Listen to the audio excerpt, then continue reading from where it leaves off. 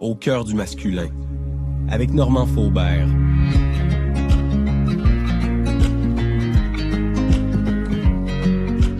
Bonjour à tous et bienvenue dans ce nouvel épisode du balado au cœur du masculin. J'ai intitulé cet épisode « La voix féminine, communiquer efficacement en couple ». Aujourd'hui, pour en parler, nous recevons Geneviève Gagné. Geneviève, bienvenue. Bonjour Normand.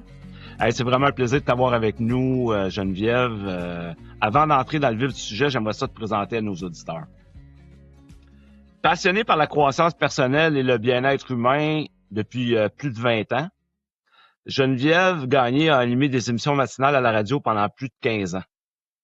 Aujourd'hui, hypnothérapeute, elle accompagne ceux qui souhaitent mieux se comprendre et évoluer comme personne. Co-animatrice du podcast Pas d'excuses avec Robert Savoie, dans lequel j'ai eu la chance de participer. Elle partage son expertise en hypnothérapie et en communication afin d'aider chacun à mieux s'exprimer et développer des relations qui sont plus authentiques. Ça te correspond, Geneviève? Hey, totalement. Puis tu sais, d'entrée de jeu, là, je veux juste, parce que je sais que ta communauté, elle est masculine. Puis je veux juste dire à tous ceux qui nous écoutent en ce moment, il y a rien de plus beau qu'un homme qui travaille sur lui. Puis ça, là, c'est généralisé chez la femme.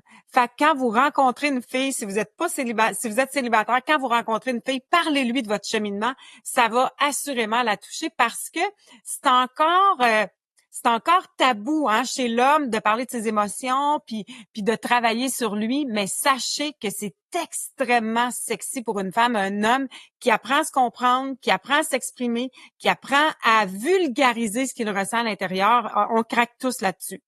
Puis, tu sais, moi, j'ai un chum qui est nouveau là-dedans. Tu sais, nous, on se connaît, ça fait 3 ans. Fait que c'est sûr qu'en sortant avec moi, il a fallu qu'il plonge un peu à l'intérieur de lui-même. Puis, il se découvre là-dedans, tu sais. Mais tu sais, c'est un gars de vélo, c'est un gars qui travaille d'une boutique de vélo de montagne, qui parle de sport à journée longue avec ses collègues de travail. Mais petite anecdote, la semaine dernière, il y a un de ses collègues qui lui a demandé une rencontre en privé, puis il a dit, je veux savoir qu'est-ce que tu fais à l'extérieur du travail. Parce que tu as changé. Tu réagis plus de la même façon, puis tu vis la pression différemment. Il dit, c'est sûr que tu fais de quoi? Puis là, mon chum, il a dit, ben oui, j'ai entrepris un cheminement personnel. Puis il dit, ben en tout cas, continue. Je le vois, puis je trouve ça inspirant. Fait que, tu sais, juste pour dire à quel point c'est que ça commence à être de mieux en mieux perçu. Ouais, puis merci de le nommer, tu sais, je trouve ça important, tu sais, puis c'est sûr que moi, ça fait comme plus de 30 ans que je fais du cheminement, puis souvent dans les groupes de croissance personnelle, il y avait beaucoup de femmes, puis c'est vrai ce que tu dis, tu sais, les femmes, on a tendance, nous les hommes, par rapport à notre vulnérabilité, à juger ça, mais en même temps, en relation avec la femme, tu sais, il y a vraiment une grande ouverture de la part des femmes, puis les femmes aiment ça, tu sais. C'est plus le conditionnement masculin, puis le jugement que nous-mêmes, on porte sur nous par rapport à ça, tu sais. C'est tellement générationnel, tu sais, c'est tellement ancré dans, j'ose dire, dans les valeurs québécoises, mais je pense que c'est comme ça un peu partout sur la terre. Un homme, ça pleure pas, un homme, ça parle pas de ses émotions, un homme, on a l'impression, puis même moi, ok, moi je suis une carriériste, je suis une femme de tête, je suis une féministe, puis j'ai longtemps pensé qu'il fallait pas que je refoule mes émotions. Pour ne pas démontrer ma vulnérabilité parce que je suis une femme de carrière qui œuvrait dans un milieu très masculin. Fallait pas que je montre ma faiblesse alors que tout est là. C'est ma beauté, c'est ma vulnérabilité qui fait ma force. Être capable de nommer ses émotions, ça prend du courage, ça prend une force incroyable et ça fait toute la différence. Puis je comprends que dans ton couple aussi, ça a eu beaucoup d'impact. Tu sais, t'as vu ton chum changer, ses collègues de travail l'ont vu changer. Fait que j'imagine que dans ton couple, avec ton chum, tu sais, il y a dû y avoir des défis par rapport à ça. Tu sais, vous avez dû rencontrer, en fait, des obstacles en lien avec la communication dans votre couple.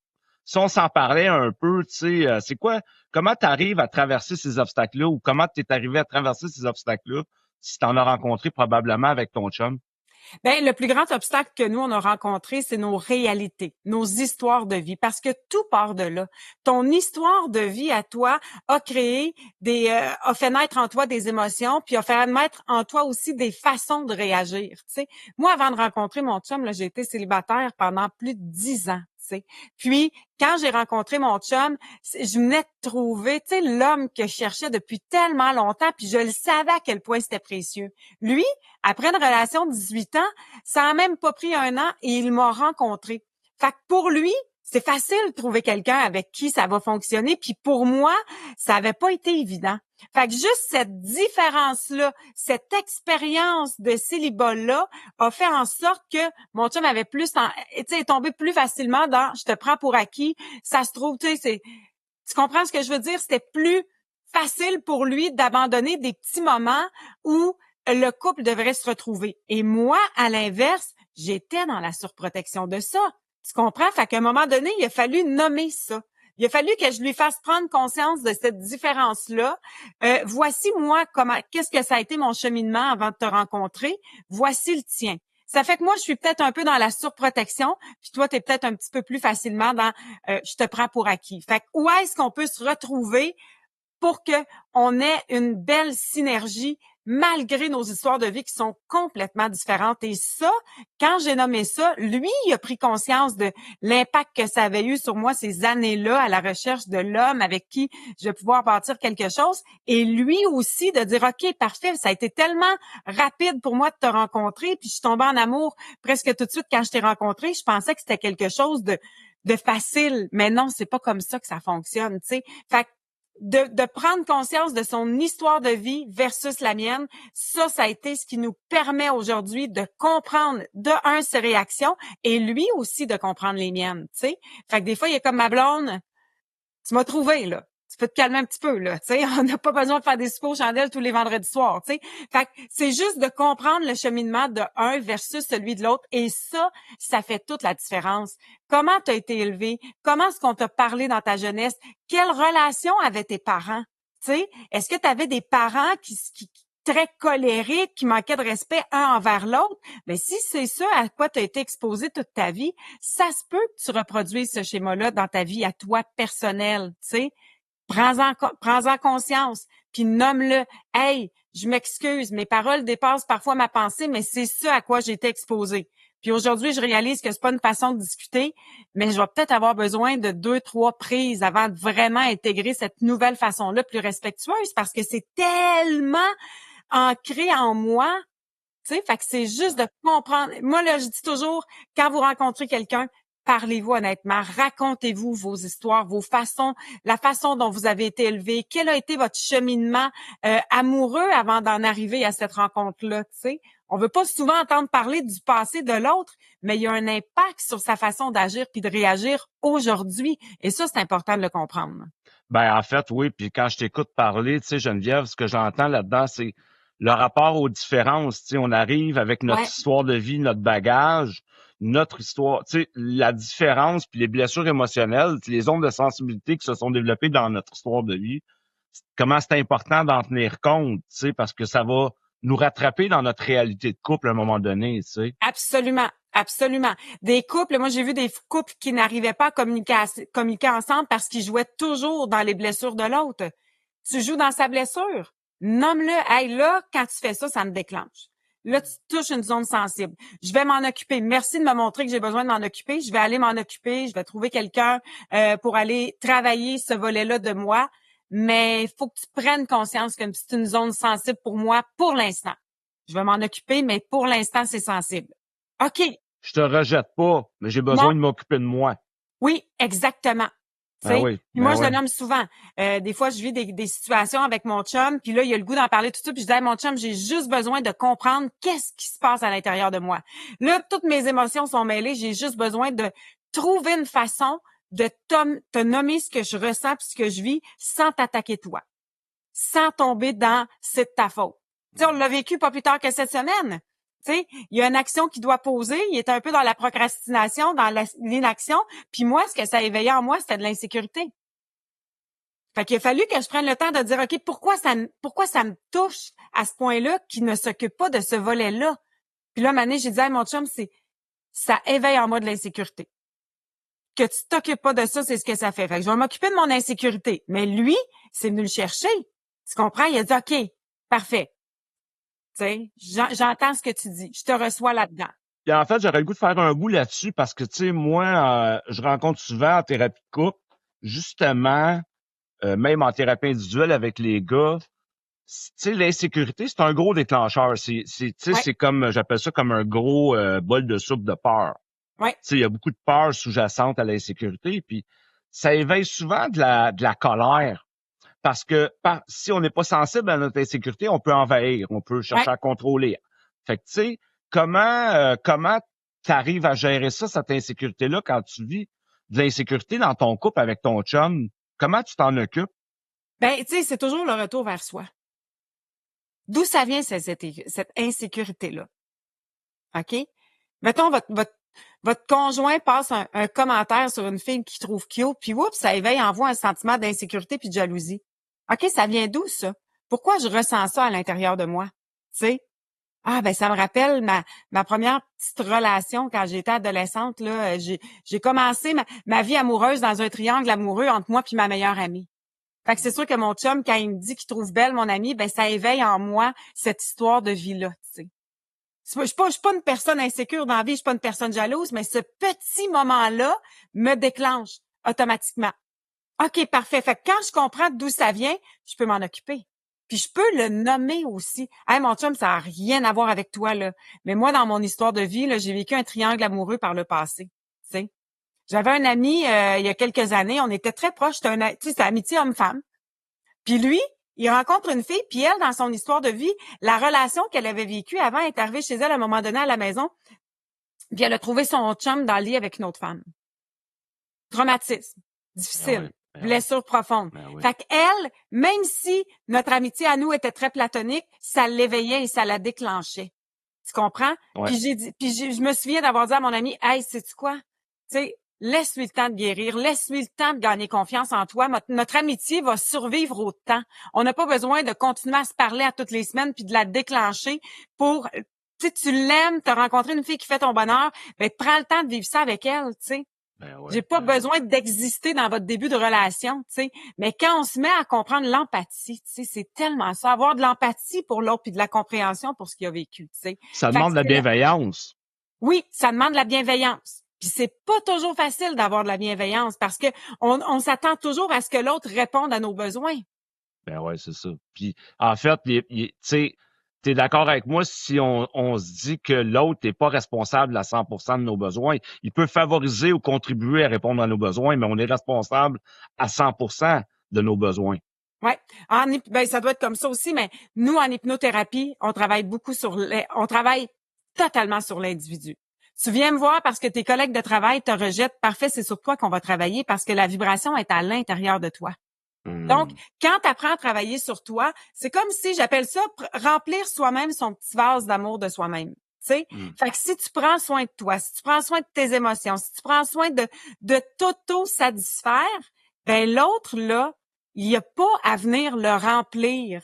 Tu comprends? Tu es capable de le gérer toi-même. Puis je pense que c'est ça la force de notre couple. Même si mon chum a eu une courte période de célibat, il a fait ce qu'il avait à faire pour s'occuper de lui-même pendant cette période-là. Puis il a appris à s'auto-aimer, à s'auto-valoriser. Il a appris à s'occuper de son bonheur. Fait que quand on s'est rencontrés, on est deux personnes capables, indépendamment un de l'autre, de s'occuper de notre bonheur.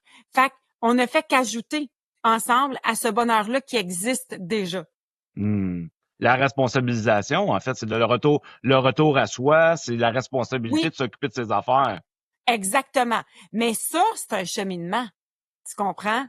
Tu sais, c'est un cheminement qui se fait avec les années, à force de se comprendre, à force d'aller à l'intérieur de soi, voir pourquoi ça me déclenche. Quand ma blonde, elle se ramasse pas, moi, ça me déclenche, ça m'éveille dans ma colère. De quoi ça jase? Est-ce que ça veut dire que je dois la laisser se traîner? Non. Mais, tu sais, comme ne pas se ramasser? Non. Mais, je vais essayer de comprendre pourquoi moi, ça me déclenche autant.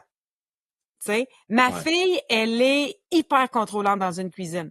Elle adore cuisiner, mais ça prend personne autour d'elle. C'est directement lié avec la séparation que j'ai eue avec son père alors qu'elle avait 1 an et demi. C'est directement lié avec sa blessure d'abandon, ce besoin de contrôle-là. Puis là, je lui dis Hum. tout le temps, ben règle ça. Ça fait mal à personne, puis ça fait bien l'affaire de son chum qu'elle reste dans la cuisine, puis qu'elle contrôle tout ce qui se passe. Mais j'ai dit, pendant ce temps-là, tu as une blessure à l'intérieur dont tu ne t'occupes pas. Tu sais? Fait que c'est ça la grande différence. Puis j'aime ça que tu me parles un peu des enfants parce que, tu sais, Geneviève, je sais que toi, ta fille puis ton chum Pat, ben, tu sais, vous êtes une famille reconstituée, hein? Ouais. Puis j'aimerais ça qu'on en parle un peu parce que, tu sais, je rencontre souvent, puis tu sais, c'est très évoqué dans notre société aujourd'hui, les familles reconstituées, ça fait partie de notre réalité sociétale. Comment t'es arrivé dans Famille à Pat? Tu sais, comment, après 10 ans de célibat, t'es arrivé en relation avec Pat? Je pense que Pat a 3 enfants. Ouais, 3 jeunes enfants. Comment t'es arrivé dans cette vie-là? Comment t'as composé? Puis tu composes encore aujourd'hui, tu sais, parce que des déclencheurs, je suis convaincu qu'il doit en avoir plusieurs, là. Ben, écoute, la première chose qui était très, très importante pour moi, puis ça, je le dis, là, moi, la priorité, c'est toujours les enfants. Toujours les enfants. Tu sais, nous, quand on tombe en amour, là, hey, tu rencontres quelqu'un, il te plaît, tu sais, l'espèce d'illusion de perfection au départ, tu voudrais hurler à tout le monde que tu es en amour, que tu as rencontré la personne, puis je me souviens que j'ai dû freiner beaucoup la présentation des enfants. J'étais là, c'est tout nouveau, tout beau, on se rencontre, puis on se trouve donc beau, on se trouve donc fin, ça va tellement bien, mais dans 2, 3 mois, 4 mois, on va peut-être se mettre à voir des red flags qui vont un peu nous insécuriser puis qui vont nous questionner sur nos valeurs profondes. Laissons-nous le temps d'être un couple avant d'intégrer les enfants. Et trop souvent, je vois des gens s'empresser d'embarquer les enfants dans la relation. Ce que ça fait, c'est que ça vous prive de votre besoin d'exister comme couple. Tu sais, quand on regarde la façon dont la vie était faite avant, c'est que tu rencontrais quelqu'un, tu te mariais avec cette personne-là, tu passais du temps avec elle, puis à un moment donné, il y avait des enfants. Il existait un espace pour le couple avant les enfants. Souvent, quand on est une famille reconstituée, ben là, rapidement, les enfants s'entremêlent là-dedans et on oublie que le couple a besoin d'exister. Tu sais? Mais pour moi, les enfants sont une priorité et ça a toujours été ça. Encore aujourd'hui, je vis avec mon conjoint, on habite ensemble, mais j'ai délibérément choisi de prendre des clients le mercredi de 4h à 22h en soirée pour qu'ils puissent arriver à la maison du retour de chez maman et avoir papa pour eux toute seule. Puis on s'entend super bien, ils m'aiment beaucoup puis ils me cherchent quand je suis pas là, mais ce moment-là, seul avec leur père est différent de quand je suis là. Tu comprends? Puis ça, pour moi, c'est important. Qu'il y a cet espace-là pour eux, là. Oui. Puis la gestion des besoins. La gestion des besoins. Tu sais, jusqu'où tu es prêt à aller dans l'investissement de ma vie avec mes enfants? OK? Puis quelles sont tes limites? Tu sais, puis de respecter ces limites-là. Ça, c'est super important. Tu sais, moi, j'ai ma fille a 28 ans, elle habite au Yukon, tu sais, elle est élevée, j'ai pu à faire ça. Par contre, dans ma réalité à moi, j'aurais aimé avoir une grande famille. Fait que moi, d'avoir 3 jeunes enfants qui me permettent de recommencer puis de revivre ça me plaît. Tu comprends? Mais ça aurait pu faire en sorte que moi, je suis plus là du tout, là. Tu comprends? Oui, tout à fait. Comment est-ce qu'on peut faire pour composer avec ça? Parce que les enfants, eux, c'est de l'amour inconditionnel, tu sais. Ils ont pas à vivre avec ça, tu sais. Fait que c'est toujours la discussion. Jusqu'où tu es prêt à me laisser entrer dans la vie de tes enfants? Jusqu'où je suis prêt à aller? Puis dès le départ, on discute de ça. Et s'il y a des valeurs qui sont opposées, malheureusement, ça risque d'accrocher pendant longtemps. Tu comprends? Si ça accroche au début, ça va accrocher. Tu sais, si t'en tiens pas compte puis t'en prends pas soin au début, c'est sûr que ça va très, très peu à un moment donné dans la réalité de la relation, dans la cohabitation ou peu importe. Absolument. Très, très important, tu sais. Puis, on a beaucoup tendance à prendre personnel, tu sais. On a beaucoup tendance à interpréter la réaction des enfants. Ramenons-nous à « ce sont des enfants ». Tu sais, moi, je protège ça, cette bulle-là, ce droit-là de gérer ses émotions un peu tout croche, t'es jeune, tu sais. Fait que ça, c'est super important. Puis, tu sais, il y a des affaires que j'évite de nommer à la conjointe de mon chum parce que c'est une relation plus sensible. Même si ça se passe bien, même si on s'entend bien, elle a pas appris à me connaître. Elle sait pas je suis qui. Elle me croise, elle me trouve gentille, elle m'aime bien, mais elle a sa réalité de vie et je ne la connais pas. Donc, je peux pas me permettre nécessairement de nommer des choses parfois qui, juste par par principe, puis c'est pas du refoulement. J'ai mon chum avec qui je peux en discuter. Quand il y a des choses qui me travaillent un petit peu, je dis, regarde ça dans cette situation-là. Mon besoin d'être respecté n'a pas été entendu. Je veux pas le nommer parce que je la connais pas suffisamment pour savoir quelle sera sa réaction. OK? Est-ce que tu peux m'aider là-dedans? Tu sais, c'est toujours dans la façon dont on nomme et on discute, hein, qui fait toute la différence. Fait que moi, je suis une communicatrice née, donc c'est quelque chose d'assez facile pour moi, mais je suis quand même consciente que dans l'histoire de vie de l'autre, la communication, c'est peut-être un petit peu plus difficile. Donc, je peux pas lui imposer mon besoin de m'exprimer à ce moment-là, tu sais. Fait que je peux trouver d'autres endroits pour être entendue dans ce que ça a déclenché à l'intérieur de moi. Ben ouais, puis tu sais, j'aime ça. Si tu me parles de la priorité à mettre aux enfants, dans cette famille reconstituée que tu vis avec ton chum, quelle place fais-tu, dans le fond, aux espaces qui sont réservés à votre couple? Tu sais, est-ce que vous avez des rituels? Tu sais, moi, je propose souvent ça comme exercice à mes couples en thérapie, de se créer un rituel de couple, d'avoir un moment dans la journée, dans la semaine. Comment vous palliez à ça, toi puis ton chum, pour vous retrouver, pour avoir cet espace de communication authentique? Ben, tu sais, nous, contrairement aux couples qui sont encore ensemble, nous, on a l'avantage que les enfants partent chez les enfants, chez leur mère. Nous, c'est une garde 2 jours, 3 jours, 5 jours. OK? Donc, on a toujours les enfants les mercredis, jeudis et un week-end sur 2. Fait que moi, je considère que dans ma relation avec mon chum, quand on a les enfants, on est 100% familial. OK? J'exige pas un souper en tête-à-tête la fin de semaine où il y a ses enfants. Je book pas un week-end d'amis sans enfants ce week-end-là. T'sais, donc, pour nous, ça, c'est très important. Là, notre espace de vie de couple existe principalement quand les enfants sont chez leur mère. C'est un avantage. Puis il y en a que ça va être 1 semaine, 2 semaines. Puis, tu sais, l'autre fois, dernièrement, j'avais une discussion avec mon chum parce que la réalité de son ex, elle est différente. Elle est en couple avec un gars qui a de jeunes enfants et ils n'ont pas le même type de garde. Fait que je me suis mis à réfléchir, puis j'ai dit, aïe, elle se retrouve seulement avec 2 jours par 2 semaines sans enfants dans leur couple. Fait que je le sais qu'il y a des réalités qui sont pas évidentes et difficiles, mais c'est de trouver un équilibre là-dedans. Tu sais, c'est de dire, ouais, où est mon équilibre? Puis il y a des gens qui, de leur séparation, ont les enfants à temps plein. Tu sais, moi, quand ma fille était plus jeune, de par la géographie du père et de moi, j'avais ma fille à temps plein. Tu sais, fait que là, il a fallu composer différemment à ce moment-là dans la relation que j'avais avec Eric à l'époque, tu sais. Mais toujours dans la discussion et toujours, moi, c'est la priorité, c'est l'enfant. Le bien-être de l'enfant. Après ça, nous, on est des adultes, on est capable de se retrouver là-dedans puis de se trouver un petit temps pour exister en tant que couple. Les clients que je reçois avec le plus de difficultés à ce niveau-là, c'est souvent les gens qui sont en couple avec le père de leurs enfants. OK. Ouais, beaucoup. Pourquoi? Okay. Parce qu'ils n'ont pas su, avec l'arrivée des enfants, préserver cet espace-là pour le couple. Les enfants deviennent leur priorité. Tu sais, puis des enfants surchargés aujourd'hui avec des horaires de premier ministre, des cours la fin de semaine, l'école la semaine, des rendez-vous les soirs de semaine. Des fois, je dis, mais pourquoi? L'enfant n'a pas besoin de ça, là.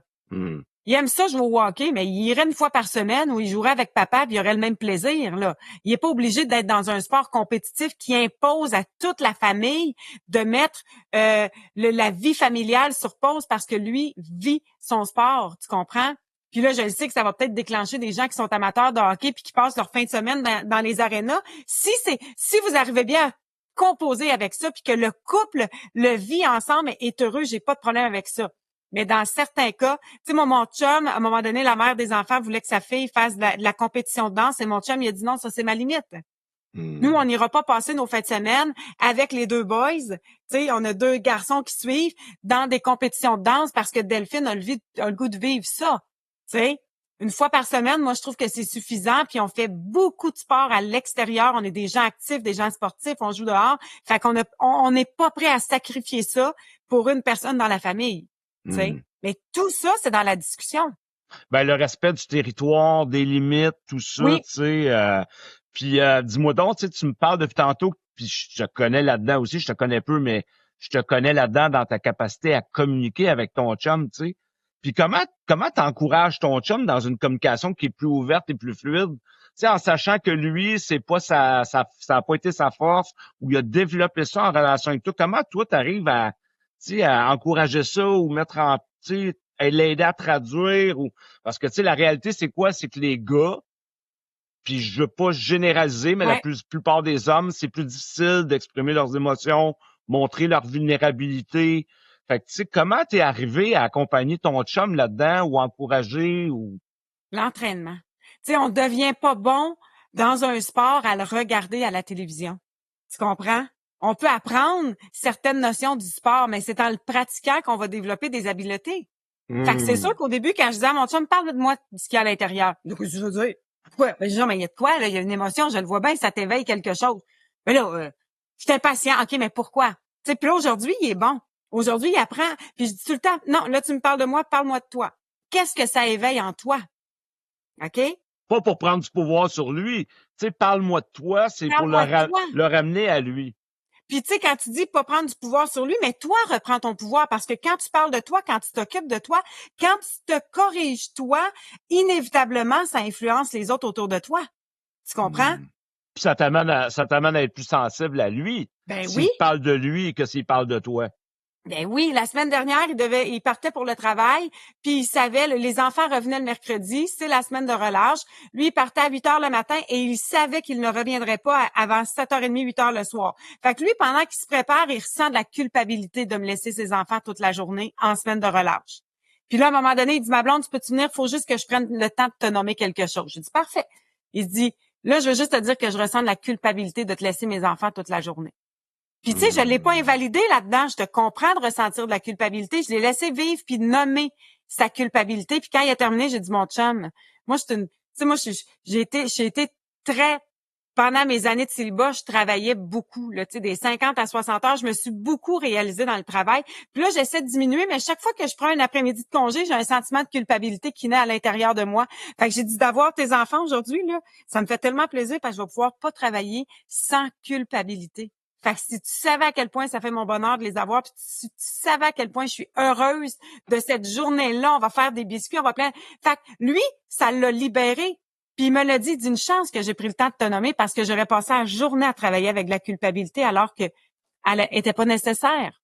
Tu sais. Puis là, c'est un petit cas facile. Des fois, là, tu sais, ta blonde, à part d'un week-end de filles avec ses chums de filles, puis tu sens de l'injustice parce que toi, ça fait longtemps que tu n'as pas eu, puis dans le budget familial, tu te demandes quand est-ce que ton tour va arriver. Hey, tu sais, je veux rien t'enlever. Je trouve ça le fun que tu aies amusé avec tes amis, mais je veux juste te dire qu'à l'intérieur de moi, ça fait naître un sentiment d'injustice, tu sais. Puis ça a rien à voir. Je veux pas que tu t'empêches d'y aller, mais j'ai besoin de le nommer. J'ai besoin que cette expérience-là existe. Puis comment j'en suis arrivée, puis c'est pas facile encore aujourd'hui, là. Tu sais, ça fait 3 ans qu'on est ensemble, mais comment on s'est nommé des émotions? Tu comprends? Il commence à me force de me voir aller, puis à force de prendre conscience de ce qui se passe à l'intérieur de lui, il s'entraîne, tu sais. C'est comme un gars qui fait des push-ups à tous les matins. Une fois de temps en temps, il en nomme une, puis il voit, oups, le bien que ça y fait. Ah! Hey, je trouve ça intéressant, ça m'a libéré. Ben, la prochaine fois, je vais peut-être être plus enclin à nommer quelque chose de plus gros à l'intérieur de moi, tu sais. Pratiquez-vous.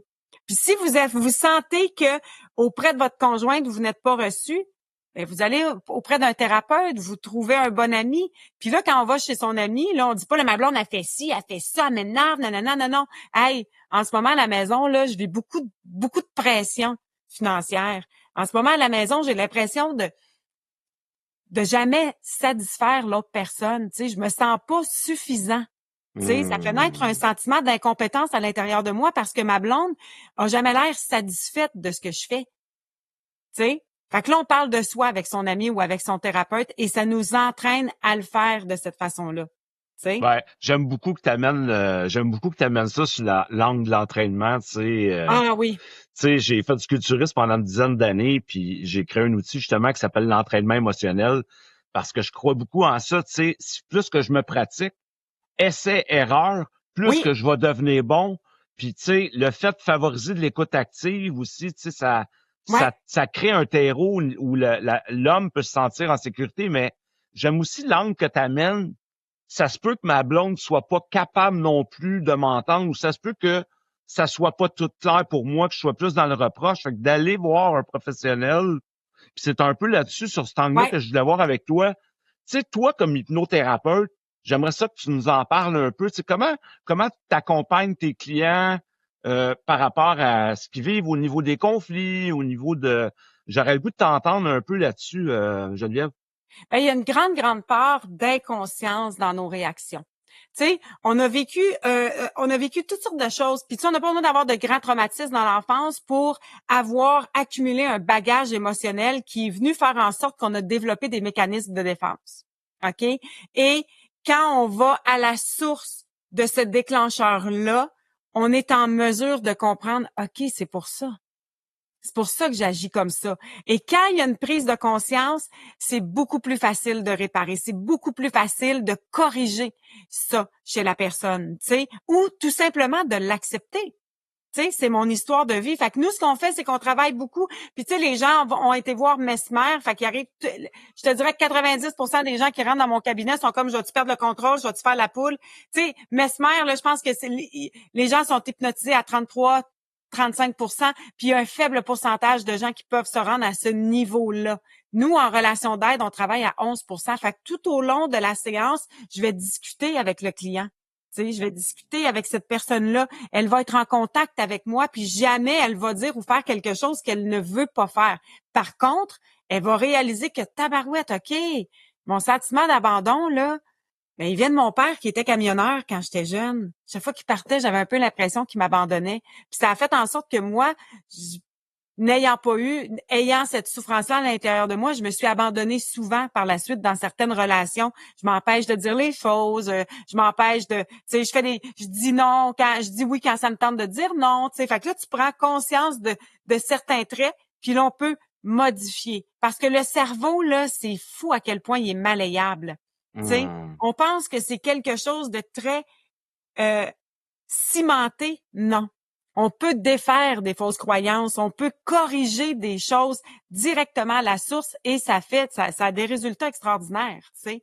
Tu te rends pas compte au début que tu ressors pas de là en disant mon Dieu, je suis quelqu'un de transformé, mais oups, tu réalises que la relation avec mon père est maintenant plus facile parce que je suis allée comprendre comment est-ce qu'on a communiqué dans le passé, tu sais. Ça fait que, oups, maintenant, les relations sont plus douces, tu sais. J'arrive à mieux converser avec ma blonde parce que je me suis occupée de cette blessure-là qui a rien à voir avec elle. Rien à voir avec elle. Mais mon déclencheur à chaque fois, puis tu sais, et puis ça vient pas de moi, là, mais c'est Robert, cette semaine, j'étais en conversation avec lui, Robert Savoie, que tu connais bien. Il dit, on est blessé en relation et on va guérir en relation. Tu sais, fait que c'est humain que votre conjoint ou votre conjointe vous déclenche. C'est normal. Tu sais, puis si vous le voyez comme un affront à chaque fois, puis comme quelque chose de difficile, voyez-le comme une libération. Ah, hey, tu viens de me déclencher là-dessus, m'aller m'en occuper, m'appeler Normand. M'appeler Normand, là, m'a prendre une séance avec Geneviève, m'aller m'occuper de ça, je te reviens.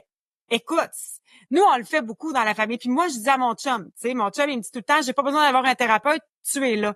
J'ai dit, moi, je peux pas être ta thérapeute. Tu sais, puis il faut que tu apprennes à nommer les choses à ta façon à toi. Moi, je t'enseigne mon point de vue, mais peut-être que toi, tu vas développer une façon qui te ressemble beaucoup plus, tu sais. Ben, puis en allant voir un autre professionnel, tu sais, c'est sûr qu'il y a une plus grande liberté. Ben Tu oui. tu comprends, c'est sa liberté. Je me souviens, tu m'avais dit, tu sais, je m'assure que mon chum, il ait son espace thérapeutique à lui puis ses affaires à Oui. lui, tu sais. Ben oui, parce ouais. que lui, tu sais, quand on est en relation avec quelqu'un, on veut que cette personne-là nous trouve attirant. Tu sais, fait que lui, il y a peut-être des parts d'ombre, d'insécurité qu'il a pas envie de me nommer à moi par peur que ça pourrait avoir un impact sur la perception que j'ai de lui. Tu sais, fait que c'est sûr qu'il retient des choses. Assurément. Fait que c'est pour ça que je lui dis toujours, prends-toi un thérapeute, va voir quelqu'un. Tu sais, on prend soin de nos voitures, on prend soin de notre physique, on prend soin de notre maison, de l'entretien d'un paquet de choses. Mais quand est-ce qu'on prend soin de notre santé mentale? Et elle est tellement importante. Puis l'autre chose que j'aurais envie de vous dire, c'est parler de ça quand ça va bien. Tu sais, on entend ça souvent. C'est quand le temps de faire un contrat de mariage, c'est quand la relation va bien. C'est pas quand on est rendu à en avoir besoin qu'il faut décider comment est-ce qu'on va se partager les choses. C'est la même chose pour la relation. Tu sais, parler de ça va bien, on est ensemble, mais profitez-en pour parler de ce qui peut être inévitablement ou à la longue devenir un potentiel déclencheur qui pourrait envenimer la relation de couple. Ben Tu oui. sais, Ben oui, tout à prenez fait. soin de cet espace-là, tu sais. Mais oui, tout à fait. Puis, tu sais, je dis souvent à mes couples, Geneviève, tu sais, je leur dis, tu sais, c'est pas, tu sais, quand on a une discussion sensible sur un sujet, tu sais, que ça a le rapport aux enfants, l'argent, la vie sexuelle, les projets communs, peu importe. Tu sais, souvent, le conflit, s'il est éveillé, ça se peut qu'on le règle pas d'un coup. Ça se peut Ouais, on doit y revenir, qu'on en parle 2 puis 3 fois parce que ça éveille trop de blessures, ça éveille trop d'émotions désagréables pour le moment, puis on n'est pas capable de faire le chemin vers la responsabilité, tu sais. J'imagine que tu dois vivre ça aussi dans ta relation de couple, la gestion des conflits. Des fois, on n'arrive pas à s'entendre, fait qu'on va en reparler. ouais. Puis on va en reparler quand moi j'ai besoin d'en parler, même si toi t'es pas prête à m'entendre. Ça, je vois ça souvent. Hey, je le sais, puis je comprends ton besoin d'en parler là, mais je veux juste te rassurer, si on en parle là maintenant, moi là, je le sais, il faut que je gère ce qui monte à l'intérieur de moi. OK, mais je vais te Hmm. revenir. Laisse-moi jusqu'à demain. Puis je boude pas là. J'ai juste besoin de me comprendre pour savoir qu'est-ce qui s'est éveillé en moi. Tu sais? Puis puis tu sais, je me souviens là d'une chicane qu'on avait eue en début de relation, moi puis mon chum, puis lui, ça l'insécurisait que j'ai besoin de prendre soin de moi. Tu sais, j'aurais pu prendre avantage là-dessus puis dire ouais, tu me le referas pas, mais continuer de t'insécuriser. Je disais hey, sache que je t'aime encore puis que je suis là. On va régler ça, mais j'ai juste besoin puis de mieux me comprendre moi. Et quand j'ai nommé ça, il dit j'ai tellement relâché la pression, puis ça a été plus facile pour lui d'attendre que je revienne vers lui. Tu comprends? Souvent, il y a cette espèce de relation-là où tu me blesses, je veux te blesser. Tu comprends? Je veux te faire payer pour ce que tu me fais ressentir. C'est pas une façon constructive de régler quelque chose, tu sais. Fait que de respecter le besoin de l'autre, tu sais. Ben oui. En même temps, ce que je veux te dire, c'est que ce que j'aime beaucoup, je veux pas passer à côté, là, parce Non, que je le vois très souvent, tu sais, quand tu dis, là, pour le moment, je te rejette pas, je vis mes affaires, tu es en train de dire à l'autre ce qui se passe pour toi dans l'ici ouais, maintenant, puis ça, l'impact, c'est que ça rassure l'autre. ben oui, Tu t'en vas pas sans rien dire, tu sais, qui fait que ça crée un vide, une insécurité, ça réveille l'abandon, le rejet. Tu sais, je trouve ça super important, puis c'est pour ça que je veux que tu reviennes là-dessus. Comment, quand on s'occupe de soi dans l'ici maintenant, de la relation avec l'autre, qu'on n'est pas capable de l'entendre, de le nommer. ouais. Puis les hommes, là, sachez que pendant que vous prenez le temps d'accueillir ce qui se passe à l'intérieur de vous, nous, la femme, on se fait 1001 scénarios. Fait qu'on a encore plus besoin de vous d'être rassurés. Vous pouvez lui dire, là, ma blonde, là, OK, je vais juste me retirer un petit peu, là, parce que je pourrais dire des choses qui vont dépasser ma pensée, OK? Mais ça a rien à... Va pas plus loin dans ta tête. OK? Je suis pas après imaginer une façon de te laisser. Je suis pas après imaginer un scénario parce que nous, on est très, très, très, très bonnes pour se faire des scénarios. Tu sais, souvent, l'homme, il va arriver un conflit, lui, il va partir, va aller dans le garage, va se faire remettre d'autres choses, puis lui, il pense plus à ça, là. La femme, elle, dans la maison, elle lave ses murs, puis elle s'imagine le pire. Fait que quand on comprend ça, tu sais, on peut le dire, là, fais-toi pas de scénario, ma blonde, là. Je fais juste me gérer. Je fais juste accueillir mes émotions. On en reparlera plus tard. Mais il y a rien de plus que ce qui vient de se passer. Va pas plus loin dans ta tête. Juste ça, ça va l'aider à se ramener, tu sais, parce qu'on n'a pas la même façon de gérer les conflits. Puis c'est tellement... Hey, moi, là, des fois, là, des clientes qui viennent me voir, là, puis là, mon chum, là, il est déclenché parce que son chum, il est rentré de travailler, puis il était bougon. J'ai dit, OK, mais est-ce que tu lui as demandé? Ça a-tu rapport? T'as pas l'air de bonne humeur, est-ce que ça a rapport avec moi? Ah ben non, j'ai pas demandé, mais là, clairement, là, j'avais. Non, non. Lui as-tu demandé? Puis là, des fois, quand elle dit hey, l'autre jour, mon chum est arrivé de travailler, puis il avait l'air bougon, puis ça m'a comme déclenché, puis j'ai demandé est-ce que ça a rapport avec moi? Il a dit non, il s'est passé de quoi au travail, j'ai juste besoin d'atterrir. Ah! Elle dit hey, ça a fait du bien. Tu comprends? Parce que elle, son chum va pas bien, elle s'imagine que c'est à cause d'elle. Tout de suite. Tout de suite, tout de suite. L'importance d'aller vérifier. L'importance d'aller vérifier. Tu sais? Ben Puis oui. même chose pour les femmes. Tu comprends? On vit avec un système hormonal qui nous débalance une couple de fois dans le mois. Vous l'avez sûrement vécu. Tu sais? Apprenez à hey, ma blonde, t'en es où dans ton calendrier? OK, c'est pour ça que t'es un petit peu plus à pic, je le prendrai pas personnel. Hey, Geneviève, je te rassure, les gars aussi, on vit avec un cycle Oui, hormonal, c'est mais ça. on n'en tient pas compte, OK? Mais, tu sais, des fois, là, la blonde est plus insécure, elle se tape sa tête, elle se trouve pas belle. Puis là, OK, mon chum, des fois, il va me dire, t'es dans quelle période? Ah, c'est vrai, je suis dans ma période d'ovulation. Merci de me le rappeler. Parce qu'on oublie de mois en mois, tu sais. C'est des petites choses, tu sais, qui peuvent faire la différence, tu sais, d'apprendre à se connaître. Puis là, tu sais, l'autre fois, mon chum, il cherchait quelque chose, puis là, je le voyais, là, tourner en rond, puis s'impatienter. Puis là, à un moment donné, je dis, qu'est-ce qu'il dit? Ah, je cherche telle affaire. Mais j'ai dit, mon chum, demande-moi, là, je le sais, il est où? Puis là, je disais, vois-tu l'importance de communiquer? T'aurais pu dire, hey, ma blonde, t'as-tu vu telle affaire? Non, je l'ai pas vu. Parfait. Là, panique, puis vis ton impatience de pas le trouver. Mais tout le temps que t'as laissé l'impatience monter, moi, j'avais la solution pour toi. Nomme, parle, avant que, justement, tu sens ça, tu sens ton impatience monter. Respiration, elle pourrait être où ma solution? Peut-être que ma blonde, elle sait elle est où. Ils disent, ah, mais je voulais pas te déranger. Non, là, ce qui me dérange, c'est de te voir taper du pied puis de commencer à bourrasser un peu partout. Ça me dérange plus que tu me demandes quelque chose, tu comprends? Fait que l'importance de valider, de nommer, de poser des questions, de vérifier, tout ça, là, on revient toujours à une chose, Normand, la communication.